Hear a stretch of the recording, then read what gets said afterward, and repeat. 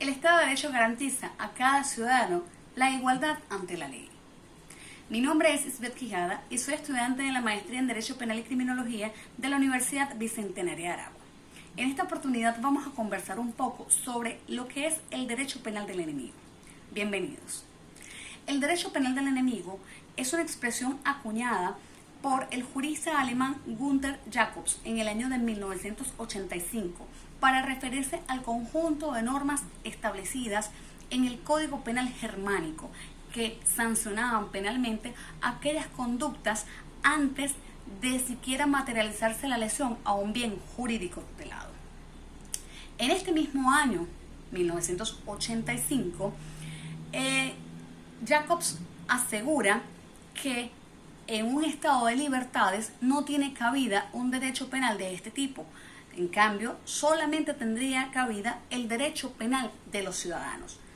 Es a raíz de los sucesos del 11 de septiembre en la ciudad de New York, Estados Unidos, cuando Jacobs utiliza nuevamente este término, dando la especie de justificando su existencia para garantizar la paz futura de las sociedades, previniendo o castigando conductas que pudiesen ser derivadas en una acción de este tipo. Estamos hablando de lo que sería en materia de terrorismo internacional, es decir, se sancionará, es posible sancionar, se justifica aplicar sanciones a las personas por el grado de peligrosidad que representa y no por la lesión que causa.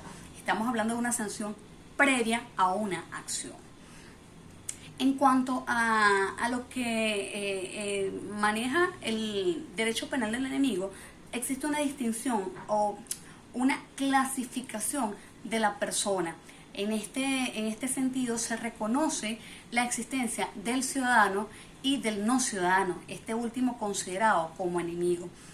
A los primeros, cuando una persona considerada ciudadano incurre en un ilícito penal, se le es garantizado el debido proceso, así como el respeto a los derechos y garantías fundamentales, mientras que en lo segundo, a las personas que son consideradas enemigos, no gozan de ningún tipo de respaldo ni de garantías.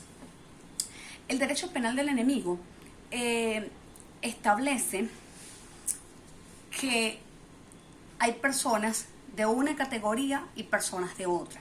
Y repito nuevamente, se sanciona a la persona por el grado de peligrosidad que representa para la sociedad y no por la lesión o la materialización de un acto perjudicial al ordenamiento jurídico. Y es precisamente en cuanto al ordenamiento jurídico que se calcula este grado de peligrosidad, puesto que una persona que incurre en un ilícito común o el denominado delitos comunes es atendido con todas las garantías de ley. Sin embargo, cuando es una persona que es considerada capaz de atentar contra la estructura o la estabilidad de un ordenamiento jurídico, entonces es considerado enemigo y debe ser tratado en consecuencia. Para Raúl Eugenio Zaffaroni, el derecho penal del autor, así como él reconoce o establece el derecho penal del enemigo, representa el germen, el inicio de la destrucción total del Estado de Derecho.